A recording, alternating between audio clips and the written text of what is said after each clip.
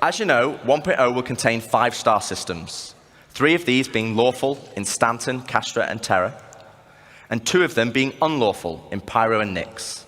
So what's the difference? Let's take a look at Stanton. Lawful systems will be a mixture of high, medium, and low security areas. Each of these areas will be monitored by law enforcement agencies. And depending on the location, will dictate the emergency response time, with high-sec areas being the fastest. Initially, this response will be measured, but over time will escalate to overwhelming force. This means if someone is attacked, if they can just hold out for a short duration, help will be on the way. Pirates will be able to disrupt this monitoring by shutting down the nearby comm arrays, but this will be highlighted in your star map, with dynamic missions being generated to bring it back online. But this is the PvP you already know and experience right now, just without security forces. But before we jump into an unlawful system, let's explore what options you have if you pirate a ship. Okay, so first up, let's discuss ownership. All ships and high-value items that you own will automatically be assigned to you. This means if someone steals your ship, you can mark it as stolen, either via an insurance claim or in your Mobi. This will then trigger a dead man switch on the stolen ship, meaning it will cease to function after a period of time. But what options does this leave as a pirate? Well, you can still salvage it. You can tow it back to your fabrication hangar to dismantle it for resources.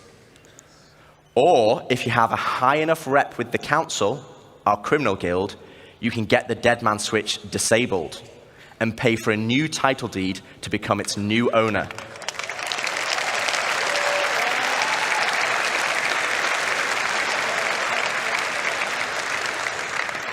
Also, if you're in a lawful system, you'll need to find a transient jump tunnel, as all major locations and POIs will have custom security that will scan you on arrival. Okay, so with that out of the way, let's look at the unlawful system in Pyro.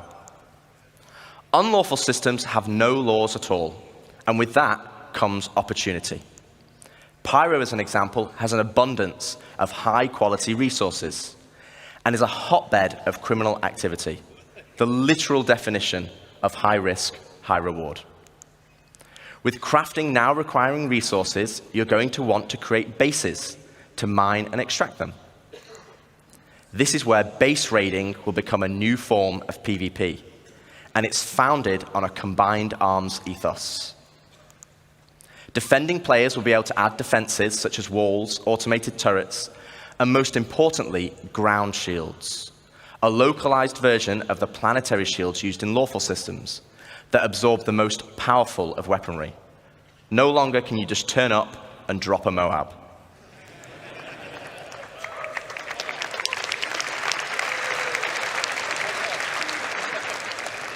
One huge difference, though, compared to planetary shields, is that these shields can be disabled. You will have to strategically assess each base and punch your way through its defenses on foot to eventually bring down the shield generator. Once the shield is down, then you have options. You want to raise it to the ground, you can bomb it from the air. If you want to extract all the resources, though, you'll need to infiltrate the base using explosive charges and hacking while fighting off the defenders,